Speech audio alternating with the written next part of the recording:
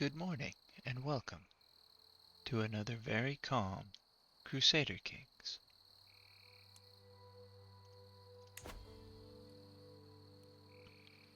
We're facing a very new problem, one that I've tried very hard to avoid, and yet it has happened all the same. I've lost control of my house to the Emperor of the Byzantine Empire. His army is slightly stronger than mine. House Gaviles is now the head of the Prydain dynasty. Wrong button.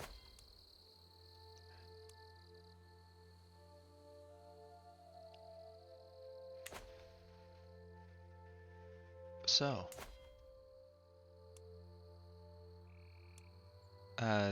one, he does of course have a very high levy size from his very high marshal, but so do I.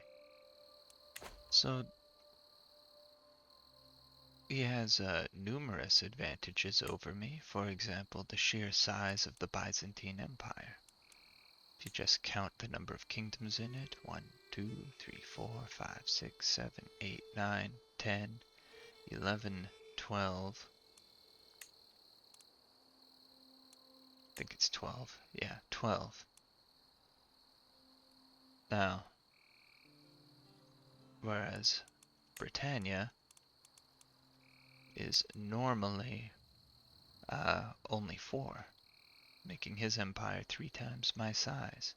But I have used special decisions, the Create Cornwall decision, and some Norse invaders took the decision to create the Kingdom of Northumbria at one point. So, we do actually have 6 kingdoms in Britannia, but they're very small. They're all quite small. And vassals who are your de jure vassals pay you more and give you more levies. So he has a tremendous advantage.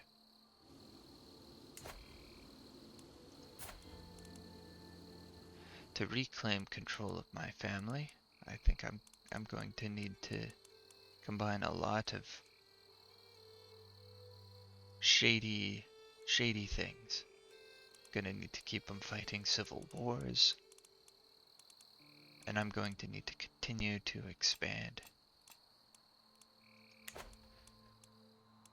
It's now more important than it was before to get all the kingdoms that can de jure drift into Britannia. So Norway, Frisia, West Francia, and Brittany. Which Brittany should already be de jure drifting in. Oh no, I'm missing one place. There. I can't declare war on Normandy. We have an alliance.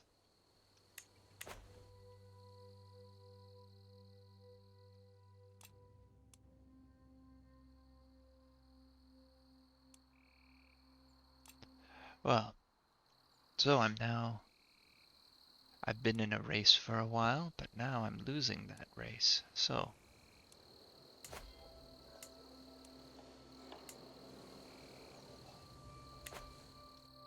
there's a few other things I can do to help. I have a free men-at-arms slot here. 6 out of 7. And I do want to get some more armored footmen.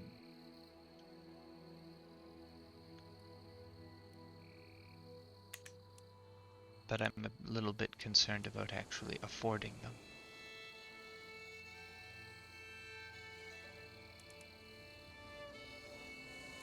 If I just want to increase my numbers as much as possible, I could get, let's see, I could get another 1,000 relatively for cheap by using light footmen.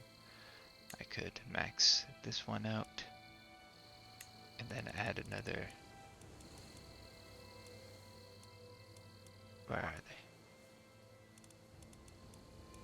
light footmen right here. And they're very cheap. So that wouldn't be bad. Wouldn't be particularly good, but it wouldn't be bad. I don't need to get that much more from where I am to reclaim it. In fact, maybe I should do that. I'm happy with my current men-at-arms situation. I do eventually intend to drop bowmen for crossbowmen, light horsemen for Celtic hobbies, and light footmen for armored footmen, to have a much more elite force. If I'm going to invest in things purely for numbers, though, I might as well make it the cheapest ones. I don't want to do it right now. We'll see. I'm not so rich that I can just spend money however I want. Who is this? My vassal and rival. Yeah, sure. You can... There we are. My son, the Duke of Burgundy. Excellent.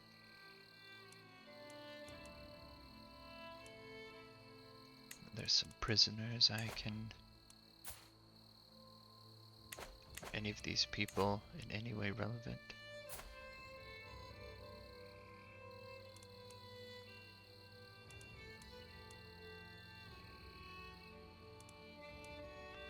Well, I can get a bit of money out of ransoming her, so that's okay. A few kingdoms I could make, but I really don't need more fame at the moment. It would be better to wait until after an inheritance and then allow my son to make him. But also, I've all of the Kingdom of North... Well, not all the Kingdom of Northumbria. Almost all the Kingdom of Northumbria is also ruled by the Kingdom of Scotland, so on his death, they'll be divided up. He has Confederate partition. Let's just make this neat and tidy. Give him all of Northumbria there. There we go.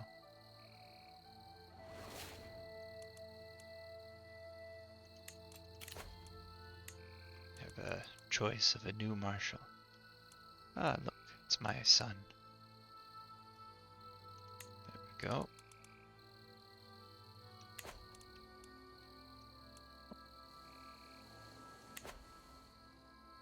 That appears to have had a negative impact on my levy count.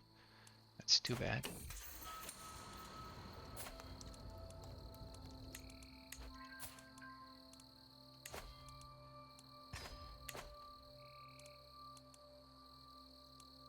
I suppose that makes sense, because instead of me taking,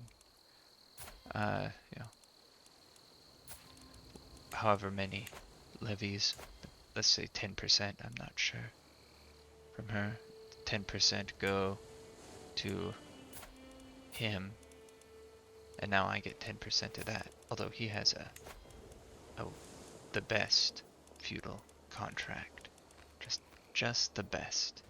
So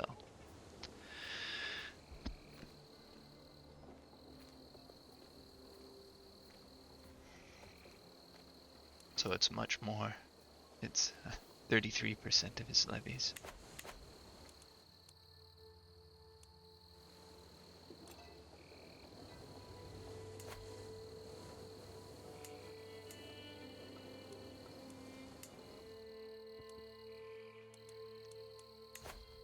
So let's take a look at my intrigue options over here. Absolutely no chance of murder. None at all. I did my best to use intrigue to set them up to be strong. My dynasts who had a chance of taking over here. It seems to have worked, and now I'm regretting it.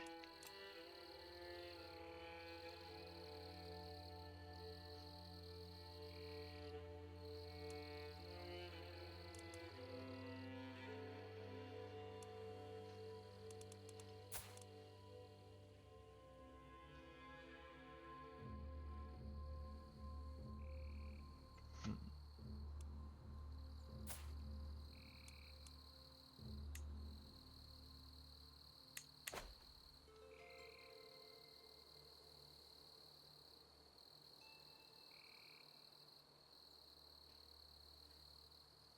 Well, I guess for the time being, gonna have to try and beat them the honest way. But maybe I can learn a few secrets that'll help me get ahead. I'll instead need to prioritize, be mature, prioritize improving myself instead of knocking my rivals down a peg. Which is I guess the right thing to do.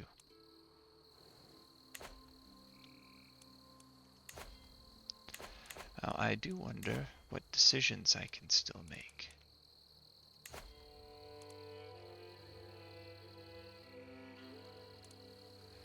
Because if I can, like, it looks like I can still make these decisions, even though I'm not the house head, which is good.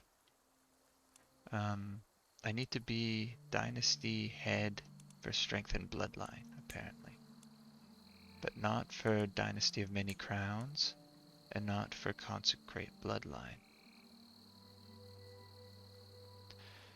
Which gives me a fun idea for the future.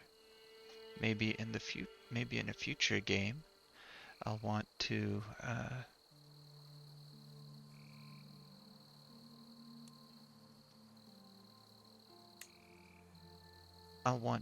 use matrilineal marriages to try and get to to create someone of my dynasty who would have strong blood, while always making political decisions myself, but just keeping those great children in my court and matrilineal marriages, and then once I have one, give them land, let them take the strength and bloodline decision. And similarly, I could have a branch of my family that is highly religious,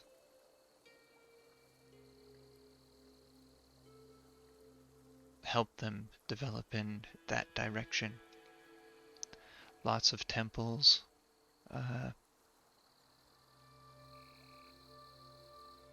build them temples, put them on a religious frontier for lots of holy wars, and make sure that they have a holy site as well.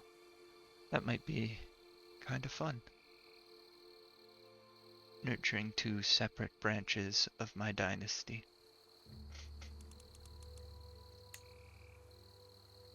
While as the house head, I work towards Dynasty of Many Crowns. That could be a very fun game. If it works, you might be able to get to all three of these decisions unusually quickly, which would be kind of exciting, I think. But that would be a game for a different time. So, Petty King of Utrecht. You have some of my territory in Ireland, and I want it back. So do I have any reason to press his claims? I don't think so.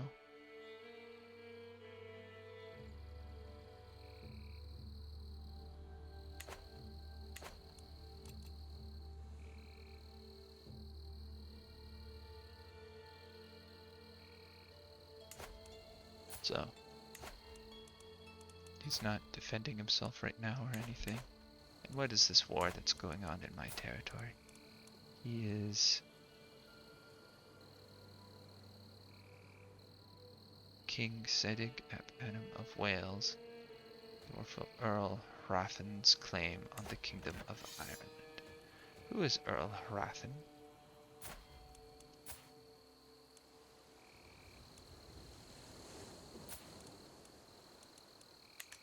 Absolutely not.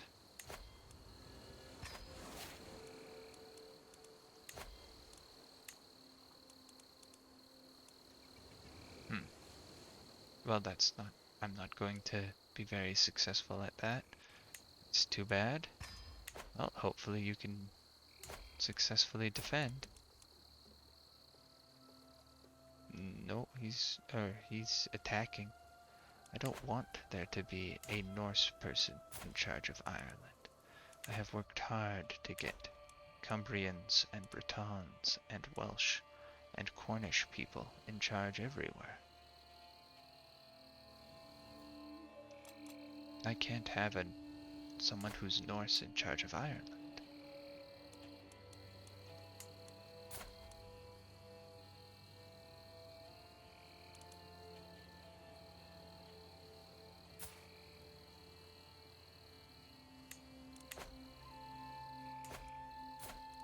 Can I convince them to stop their war? No.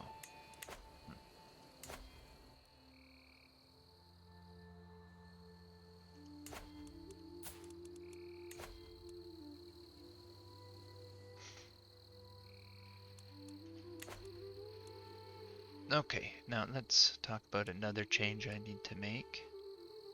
If I'm ever going to catch up to the Byzantine Empire and stay ahead, I need my vassals to be expanding for me. So I've been sitting quite happily with absolute crown authority and not giving anyone expansion or war declaration privileges.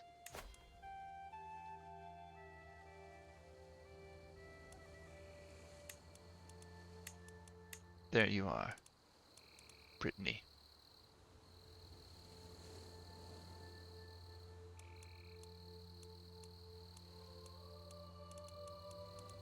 War declaration and a marcher contract. Slightly higher feudal levies.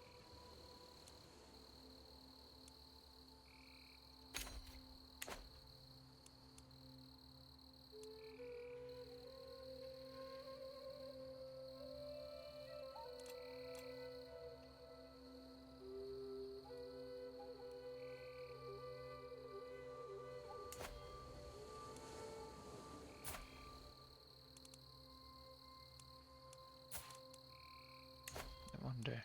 No? Darn. They won't join. But I'm not too far away from forming Norway, and then I can probably get them to join.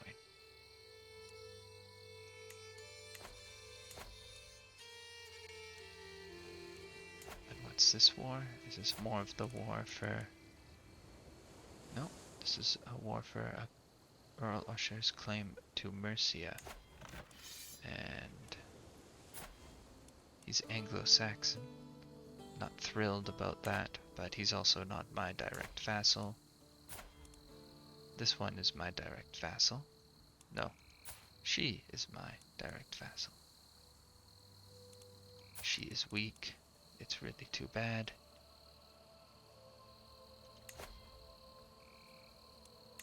And I can't modify her contract, because it's already been modified once.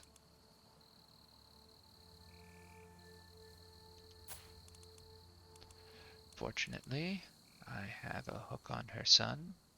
Her son is a very competent steward. Not in the She hates me. Truly hates me.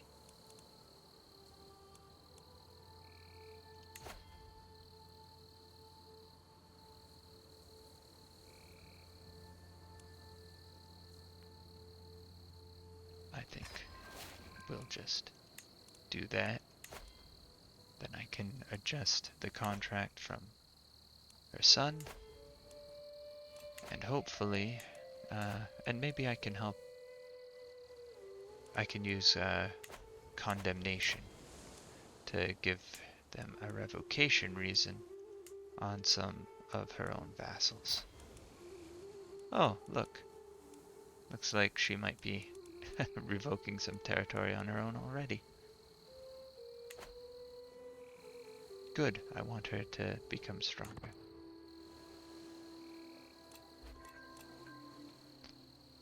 Okay. There we are. We seize the earldom of Mayo.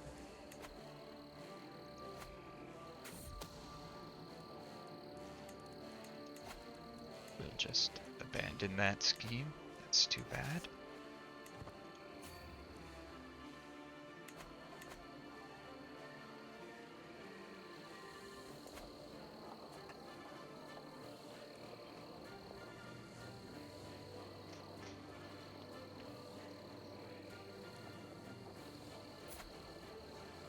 Oh, she became Anglo-Saxon? No.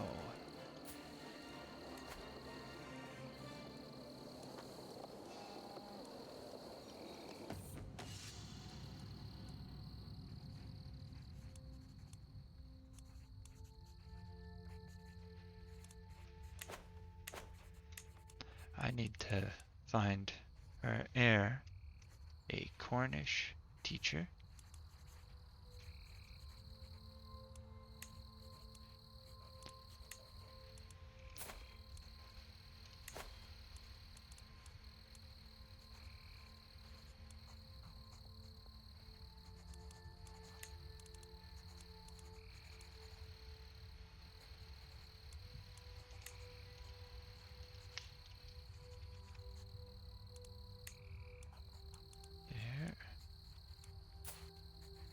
There we are, this fellow will do.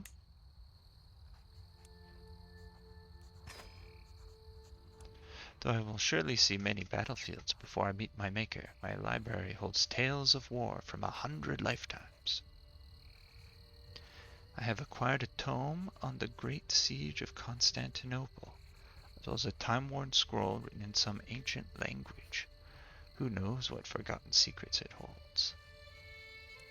The newer tome? Or translate the old scroll? I think I should attempt to translate the old scroll, since I have a 100% success chance. Even with the help of a dusty glossary, the scroll is reluctant to share its secrets, but I press on. Arminius, the son of a Germanic chieftain, had been raised in Rome but plotted to forge an alliance of tribes to defeat the Romans. Arminius became an officer of the Roman general Varus, and advised him to take a detour through Teutoburg Forest. There Arminius launched a series of ambushes. Due to his Roman education, Arminius knew exactly how to combat the enemy tactics, and led his people to a decisive victory. Study the battle, gain some martial experience, focus on the translation process, also gain martial experience. Ancient text is +2 learning, Battle of Teutoburg Forest, +1 martial, +1 learning, and faith hostility advantage. I want more learning, so we'll focus on the translation process. Good, and now for guardianship, Cornish, convert culture, she will not accept it.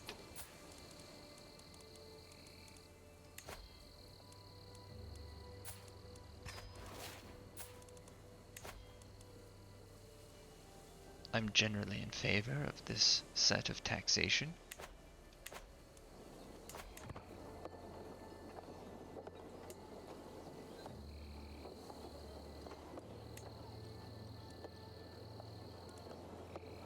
We can help them get faster development growth here.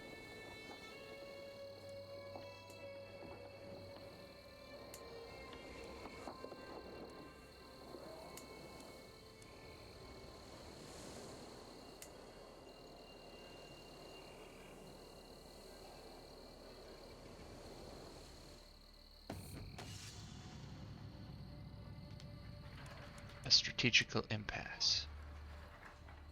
Erimone bangs his fists on the table and loudly proclaims we should charge the enemy directly, while Sedig explains how we need to watch what our foes do and respond accordingly.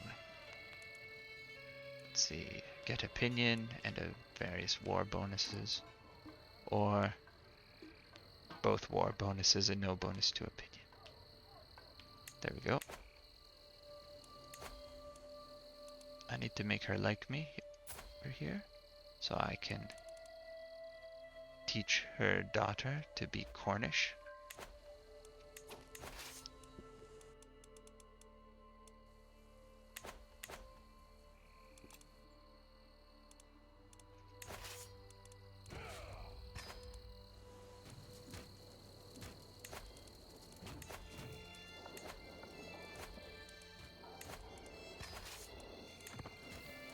And we hit 4,000, shall we say? Oh, that's plenty. There, we'll just march on over and win that battle right now.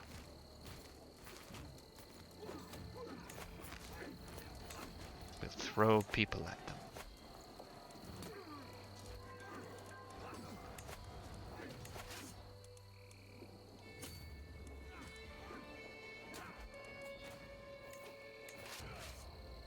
There, and now I'm just gonna walk them back until I can disband my army here. There. That'll take a little while for my levies to have, or my men-at-arms to regroup over here, but once they are, they can march over to the enemy capital, and they'll just take it. Be nice and simple. Oh, my kids can go to a party again. That's great.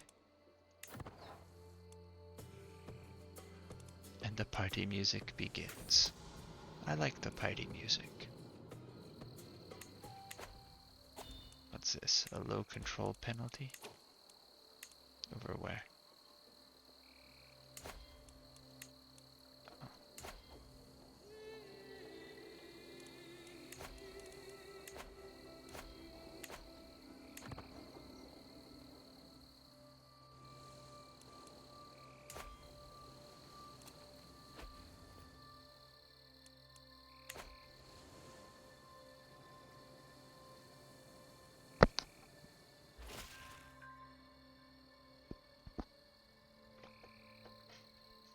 Sorry for that, I just bumped my mic while enjoying a fresh cup of coffee.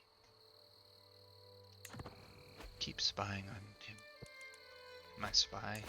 Maybe there isn't anything to find, but that is the new highest priority for intrigue.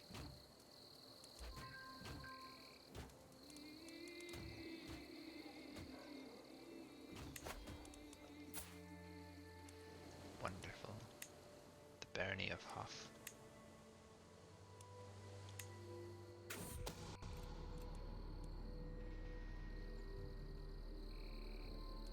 What?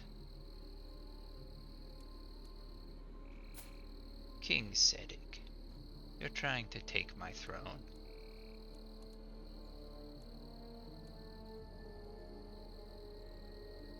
No, my spy master has found someone doing that. Okay, so it's gonna be someone who has a stewardship lifestyle. And someone who doesn't like me very much. Not her. Not her. And it has to be a direct vassal. I bet it's her. Oh, but she doesn't have meritocracy, so it can't be her.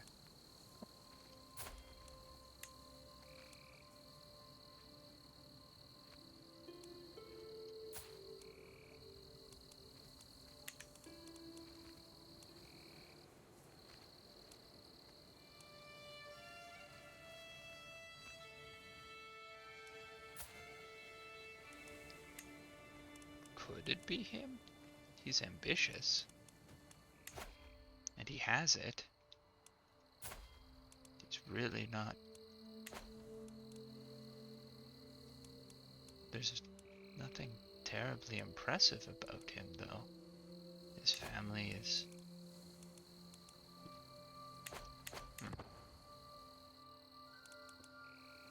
I don't actually care that much. I'm not gonna try and hunt down whoever's leading the scheme.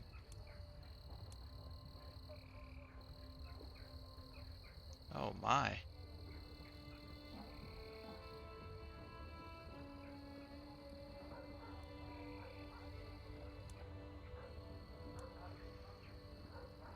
Let's see.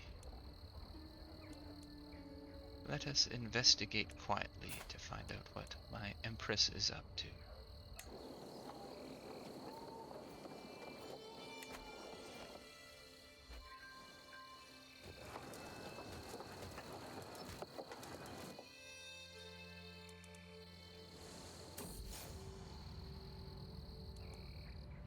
Duke Alan of Aquitaine, huh?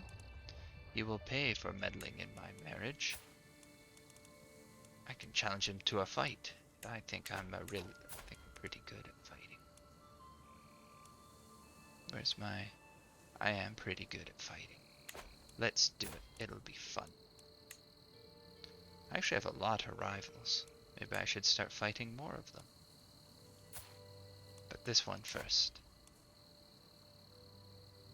I have a lot of prestige. Might as well start using it.